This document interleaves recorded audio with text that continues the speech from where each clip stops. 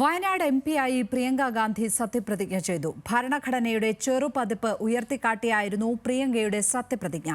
കസവ് സാരിയുടുത്ത് കേരളീയ വേഷത്തിൽ ലോക്സഭയിലെത്തിയ പ്രിയങ്കയെ കോൺഗ്രസ് എംപിമാർ കരഘോഷത്തോടെയാണ് വരവേറ്റത്.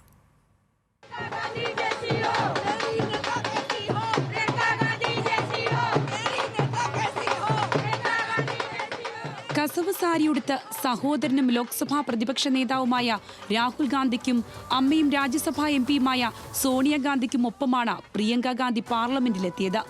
രാവിലെ സോണിയാഗാന്ധിയുടെ വീട്ടിൽ നിന്നാണ് സത്യപ്രതിജ്ഞയ്ക്കായി പ്രിയങ്ക തിരിച്ചത്. പുഷ്പവൃഷ്ടിയോടെയാണ് പ്രവർത്തകർ പാർലമെന്റിലേക്ക് യാത്രയാക്കിയത്.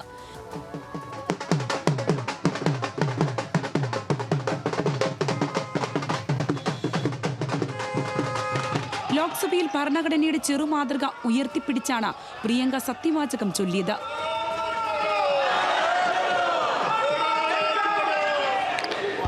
मैं प्रियंका गांधी वाड्रा जो लोकसभा की सदस्य निर्वाचित हुई हूँ, सत्यनिष्ठा से प्रतिज्ञा करती हूँ तथा जिस पद को मैं ग्रहण करने वाली हूँ उसके कर्तव्यों का श्रद्धापूर्वक निर्वहन करूँगी.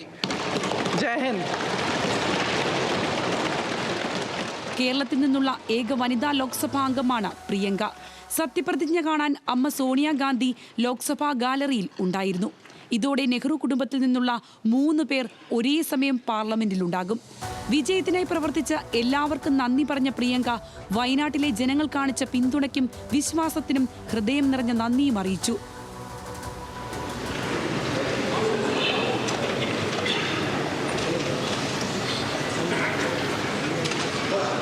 സത്യപ്രതിജ്ഞയ്ക്ക് മുന്നോടിയായി ചേർന്ന കോൺഗ്രസ് പാർലമെന്ററി യോഗത്തിലും പ്രിയങ്ക ഗാന്ധി പങ്കെടുത്തു.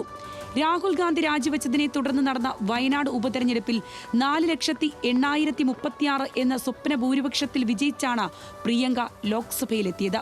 വയനാട് ഉരുൾപൊട്ടലിൽ ധനസഹായം ആവശ്യപ്പെട്ടുള്ള സബ്മിഷനാകും പ്രിയങ്ക സഭയിൽ ആദ്യം അവതരിപ്പിക്കുക. ന്യൂസ് മലയാളം, ഡൽഹി.